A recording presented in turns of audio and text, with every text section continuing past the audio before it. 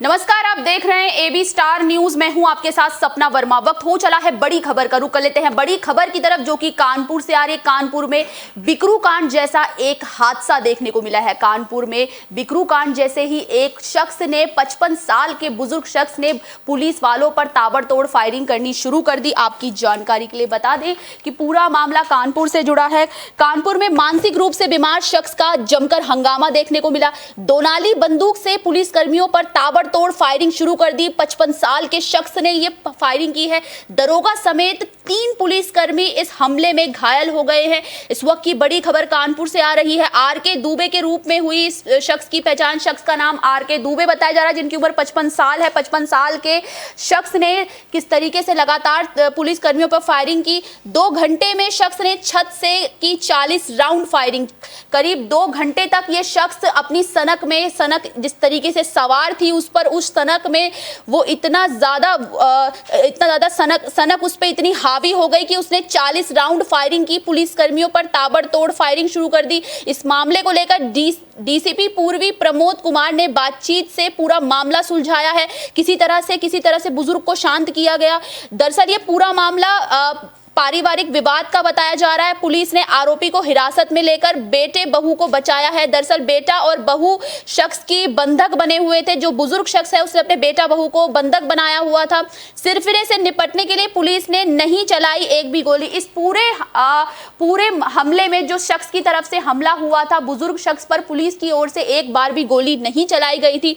सिरफिरे को काबू करने में जुटी थी 6 थानों की पुलिस। जिस तरीके से 2 घंटे तक कड़ी मशक्कत के बाद किस तरीके से 6 थानों की पुलिस जो थी वो सिरफिरे शख्स को कंट्रोल करने में, पूरी तरह से काबू करने में जुटी थी। मानसिक रूप से जो शख्स है वो मानसिक रूप से अस्वस्थ बताया जा रहा है, जिस वजह से उस शख्स ने ताबड़तोड़ फायरिंग शुरू कर दी। बिकरू कांड जैसा ये पूरा जो वाकया था वो देखने को मिला है कानपुर से। कानपुर में श्यामसी ब्लॉक में रविवार दोपहर 55 साल के आर.के. दुबे ने पहले तो अपने बेटे और बहू को बंधक बना लिया। बहू ने पुलिस कर्मियों को फोन किया और उसके बाद जब पुलिसकर्मी वहां स्पॉट पर पहुंचे तो ताबड़तोड़ फायरिंग शुरू कर दी। बुजुर्ग ने छर्रे लगने से दरोगा समेत 3 पुलिसकर्मी इस हमले में घायल हो गए। 2 घंटे में सिरफिरे ने छत से 40 राउंड फायरिंग कर दी। तो जिस तरीके से जो शख्स था वो बेखौफ जो था, कानून व्यवस्था को ताक पर रखते हुए मानसिक रूप से अस्वस्थ बताया जा रहा है। शख्स 55 साल का बुजुर्ग है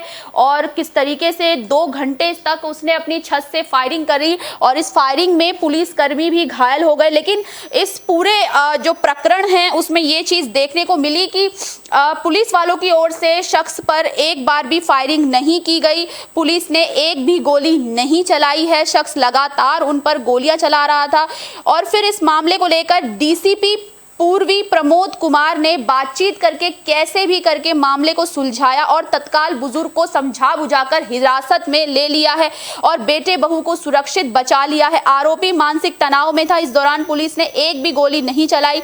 पुलिस के मुताबिक आर.के. दुबे का काफी समय से बेटे सिद्धार्थ और बहू भावना से विवाद चल रहा है। रविवार को किसी बात को लेकर दोनों के बीच झगड़ा हुआ था। दोपहर करीब 1 बजे भावना ने पुलिस को फोन करके इस बात की सूचना दी। मौके पर जब पुलिस पहुंची तो आर.के. दुबे ने छत से फायरिंग शुरू कर दी।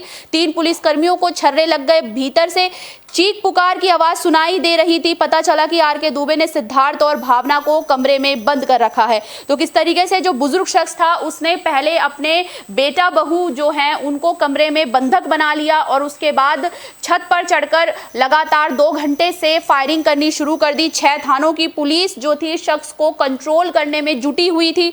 जानकारी होने पर जब मामले की जानकारी डीसीपी पूर्वी प्रमोद कुमार को लगी तो एडीसीपी पूर्वी राहुल मिठास और एसीपी कैंट, एसीपी कोतवाली समेत 6 थानों की फोर्स वहां पर पहुंची हुई थी। इस दौरान रुक कर आरोपी फायरिंग करता हुआ नजर आ रहा है। दूसरी तरफ डीसीपी पूर्वी उसको समझाने में जुटे रहे। 2 घंटे तक उन्होंने समझाया। काफी कड़ी मशक्कत के बाद किसी तरह से उसे शांत कराया गया और किसी तरह से जो बुजुर्ग शख्स है उसे हिरासत में लिया गया। उसके पास से 50 कारतूस मिले हैं और 40 खोखे भी बरामद हुए हैं। फिलहाल आरोपी के खिलाफ एफआईआर दर्ज कर ली गई है। तो किस तरीके से बिकरू कांड जैसा ये पूरा वाकया था, किस तरीके से शख्स ने हमला किया, शख्स किस तरीके से पुलिस की वैन पर भी पथराव करते हुए दिखाई दिया, किस तरीके से शख्स ने कांच को तोड़ दिया। पुलिस की वैन का जो ग्लास है, आगे का ग्लास आप स्क्रीन पर देख सकते हैं, वो टूटा हुआ आपको नजर आएगा पूरी तरीके से। किस तरीके से पुलिस की जीप को भी नुकसान पहुंचाया गया है। आप हमारी स्क्रीन पर वो टूटा हुआ कांच देख सकते हैं, किस तरीके से गोलियों से पूरी तरीके से वो कांच चौपट हो गया है, आप स्क्रीन पर देख सकते हैं।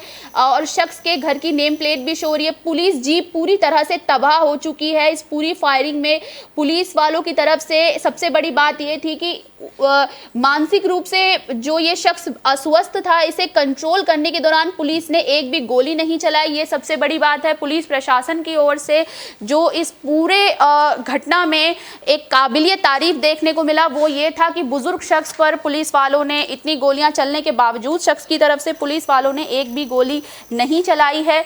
और किस तरीके से उसे काबू किया है, ये एक बड़ा सबसे ज़्यादा एक बड़ा सवाल भी है। किस तरीके से उसे कंट्रोल किया गया है, किस तरीके से समझा बुझाकर शख्स को कंट्रोल किया गया है।